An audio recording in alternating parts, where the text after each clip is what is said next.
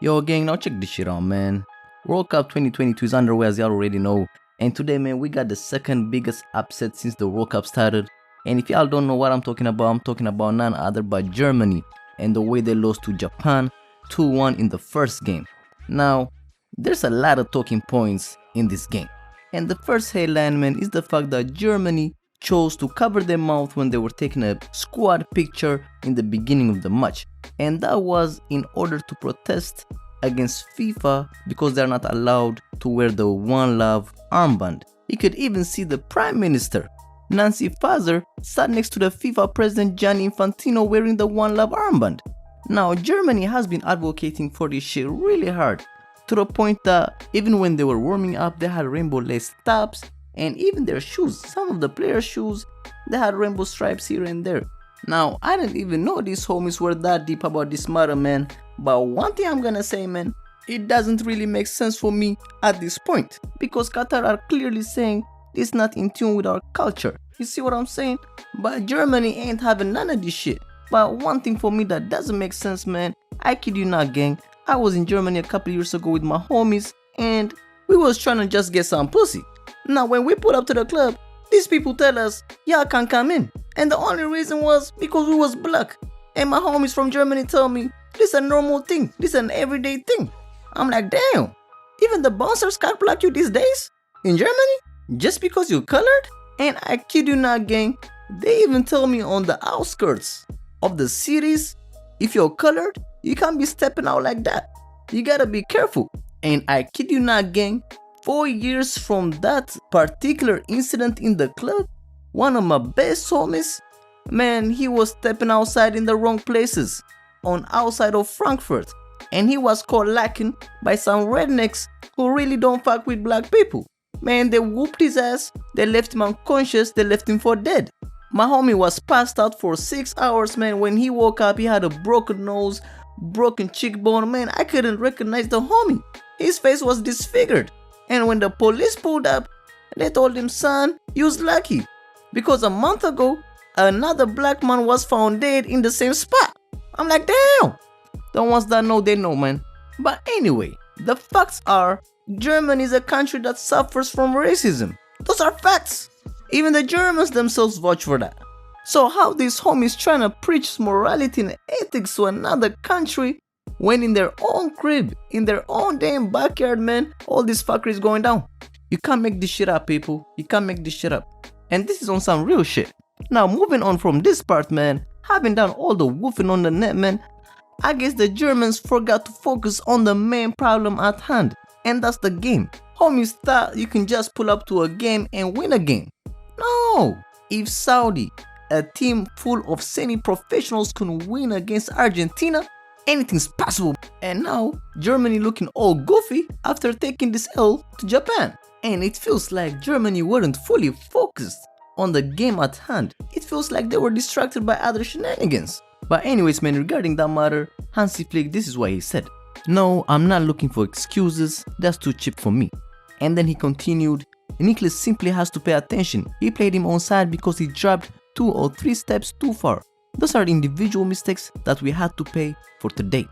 Damn, man, this homie actually already singling out Niklas Süle for the mistake for the first goal of Japan. Now, don't get me wrong, gang. If y'all see the first goal, like, Süle actually messed up. But to single him out in front of the media, in front of the press, is quite heavy, man, I ain't gonna lie. But anyways, he continued. In the first half, we missed a lot of chances.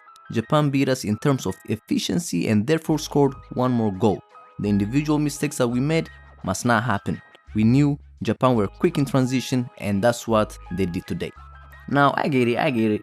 We hear you, Flick. The team fucked up. Individual players fucked up. But the thing is, this homie should look at himself as well. Because homie played 3 at the back with Rudiger, Süle and Schatterback. Now, I don't get what was the deal with that shit. I don't know if Sané didn't play today because of an injury, because he never came on, but I ain't gonna lie, gang, I would like to see Gnabry and Sané on both of the wings with Musiala as number 10 and either Müller or even Havertz as a striker. That's what I wanted to see today, gang. I ain't gonna lie. I ain't trying to see 3 at the back against Japan. Like the fuck? And while we're at it, man, Havertz, man, this season has more offsides than shots on target. And even though he's a highly talented player, let's establish one thing. He's not a number 9. He is not a number 9. I repeat, he's not a number 9. A proper number 9 wouldn't have gone offside on the Gnabry short cross that was coming that Havertz scored. That later was deemed to be offside. A natural number 9 wouldn't go that early. Why not play the one from Dortmund, the striker, the 18-year-old? But of course, gang, it's easy to chat like this, man, in hindsight of the results. But what do y'all think, man? Do y'all think Bayern Munich, sorry I meant Germany, could play with 4 at the back? Let me know your thoughts in the comment box. Having said that, Ilkay Gundogan said we made it too easy for Japan. The second goal in particular, that shouldn't have happened. We're at the World Cup. Manu saved us a few times. We had incredible chances to score but didn't make it 2-0. That must not happen to us. And then he added, we also didn't build up the play well from the back. The conviction to hold the ball from the back and offer yourself was missing. So we played long balls. You almost got the feeling that not everyone wanted the ball. We simply lost the ball way too often. And lastly but not least, Thomas Müller also spoke, and this is what he said. I feel we played well over long stretches, but in football you have to convert the superiority into goals. The efficiency wasn't there. It's ridiculous to start with a defeat, but when you see the way we conceded goals, you can't say it wasn't an undeserved loss. And that's that, gang, man. And it's funny out here, gang, that Rudiger was high-stepping, man, trying to make fun of this Japanese. He was trolling him when it was just 1-0. Man, who's laughing now, gang? Motherfucker looking dumb as fuck right now, man. But having said this, man, let's not get carried away. Germany actually had 1,000 chances, man. They should have scored. They should have put the game to bed. I ain't gonna lie. And shout out to Musiala, man. I felt he was the best player on the pitch. And while at it, man, shout out to Osano as well. I don't know how you pronounce the name, but I'm talking about the striker that was causing havoc in the Japanese team. And shout out to the coach of Japan as well. Man, he changed the game at halftime. He changed the formation, he added some tweaks, and the team responded to him, man. And right now, gang, Spain just smoked Costa Rica 7-0. You can't make this shit up. And Germany could actually go home by Sunday night.